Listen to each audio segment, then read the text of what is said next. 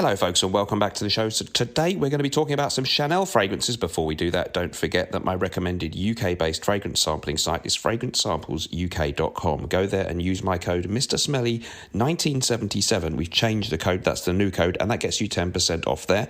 Decantboutique.com is my recommended USA-based fragrance sampling site, and there your code is Mr. Smelly 10 for 10% off a stunning array of designer, niche and artisanal fragrances. Both highly recommended sites are linked in the description of this video. I'm showing you a watch there, and this is my Doxa watch, a Swiss-made watch, very small size by today's standards, just 34 millimeters, and I really like the way this one looks on the wrist, especially with that beautiful beads of rice bracelet. It's a 1956 watch. I'm sure you're here mainly though for the fragrances. So first of all, it's the ugly duckling, the unloved son of the Chanel brand, and this is of course Chanel's Platinum Egoist. I think it's great. 1993 release. Let me know if you like it as much as I do. The perfumer was Jack Polge, and the note listing is lavender, rosemary, neroli, petitgrain, geranium, clary sage, galbanum, jasmine, oak moss, vetiver, cedar, sandalwood and amber. You can get a 50ml, I found one in the UK at Boots, £67, or 100ml, £92, so not too expensive as Chanel's go these days.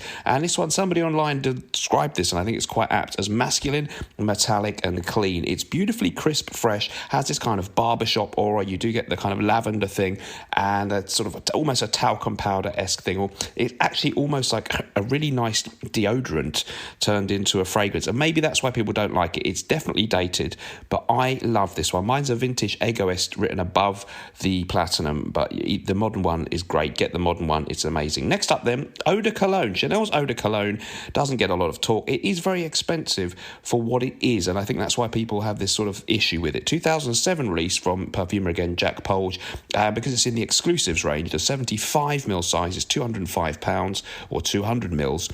It's £360. Citruses, neroli, bergamot, green notes, mandarin orange, petitgrain, musk and tonka bean.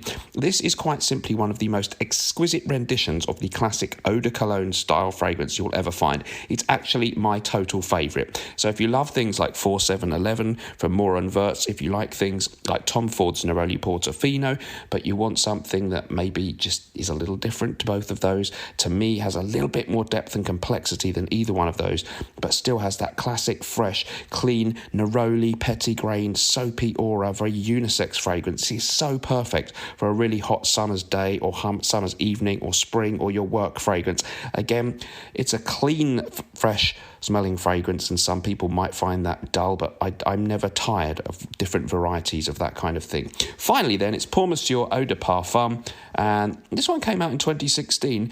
It's £94 for your 75ml size. I think that's the only one they do of that. Lemon, vanilla, lavender, nutmeg and vetiver is the rather sparse note listing for that one. Chanel themselves describe it on their site as sober yet intense, and I rather like that. As a huge fan of Creed's Bois de Portugal, this is perhaps the Chanel one that smells most like that. It's green, it's woody, it smells masculine, it smells authoritative, it smells a little bit old-fashioned, it certainly smells mature. It is of course a flanker to the Eau de Toilette version of this fragrance, which is more fresh, citrusy and spicy. This has elements of all those things, but a woody, almost a resinous undertone, although none of the notes specifically seem resinous to me, so who knows, perhaps I'm talking absolute gibberish. It would not be the first time.